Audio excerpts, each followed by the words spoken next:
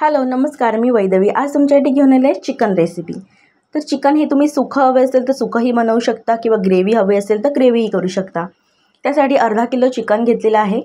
ते स्वच्छ धुवून कापून घ्यायचं आहे. नंतर त्यामध्ये मी 1 चमचा हळद घेतलेला आहे. नंतर त्यामध्ये 3 ते 4 चमचे लाल तिखट घेतलेला आहे.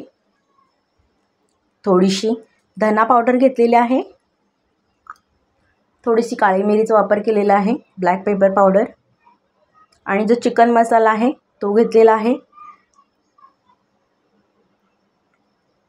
गरम मसाल्याचा वापर केलेला आहे. नंतर त्यामध्ये आपल्याला 1 ते 2 चमचे दही घ्यायचं आहे. दह्याचा छोटा डब्बा असतो तेही यूज केला तरी चालेल किंवा सुट्टं दही असेल तर तेही 1 ते 2 चमचे.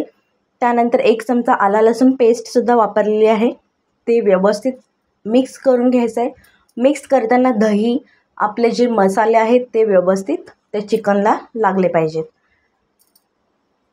असं व्यवस्थित मिक्स करून ते मॅरिनेट करून घ्यायचं आहे आणि ते 5 ते 10 मिनिटासाठी ठेवून द्यायचं आहे. फोडणीसाठी इथे आपण कांदे घेतलेले आहेत. इथे मी 3 कांदे घेतलेले आहेत. 3 ते 4 कांद्यांचा वापर करू शकता. कांदा बारीक कापून घ्यायचा आहे आणि त्याचे असे स्लाइस करून बारीक चिरून घ्यायचं आहे. त्यानंतर 1 ते 2 टोमॅटोचा वापर केलेला आहे मी. टोमॅटोचा वापर आपण ऑलरेडी दही घेतलेला आहे त्यामुळे आंबटपणा जास्त येऊ शकतो. तर तुम्हाला 1 टोमॅटो हवं असेल तर 1 टोमॅटोचा वापर करू शकता. 2 हवं असेल तर 2 करू शकता.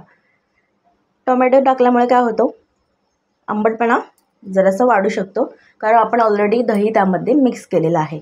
इथे मी 1 ते 2 टोमॅटोंचा वापर केलेला आहे. नंतर 3 ते 4 मिरच्या घ्यायच्या आहेत आणि छोटासा आल्याचा तुकडा घ्यायचा आहे. मिरच्या बारीक चिरून घ्यायच्या आहेत आणि आलाही बारीक चिरून घ्यायचा आहे. अशा प्रकारे चिरून घेतल्यानंतर ह्या चिकनमध्ये आपल्याला वाटण घालण्याची गरज नाही कारण जे मॅरिनेट चिकन होतं ते घट्टपणा त्याला येतं, वाटण्यासारखंच येतं घट्टपणा. इथे फोडणीसाठी मी 2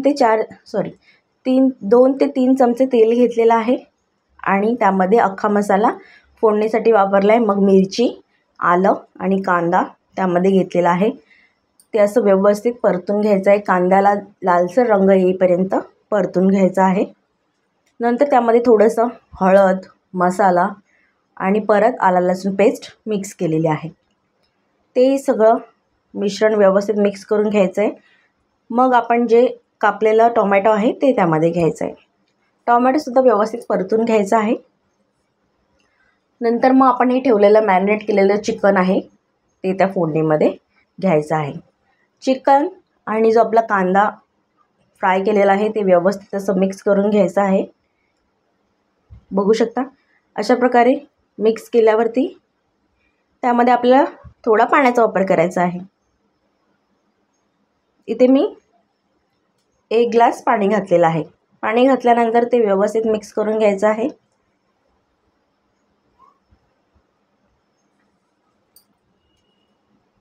तुम्हाला जर ग्रेव्ही हवी असेल तर पाणी थोडंसं वाढवू शकता. आणि उकळी आल्यानंतर त्यामध्ये चिकन मसाला आणि आपल्याला जसं चवीपुरता मीठ हवं आहे तसंही वापरून घेतलेलं आहे. बघू शकता चिकन आपलं तयार आहे. चिकनला चांगली उकळी आल्यानंतर चिकन शिजल्यानंतर त्यावरती बारीक चिरलेली कोथिंबीर घ्यायची आहे. कोथिंबीर घातल्यामुळे त्या चिकनला फ्लेवर खूप छान येतो आणि ते लागतंसुद्धा टेस्टी. आपलं चिकन रेडी आहे. जर व्हिडिओ आवडला तर व्हिडिओला नक्की लाईक आणि सबस्क्राईब करायला विसरू नका. थँक्यू.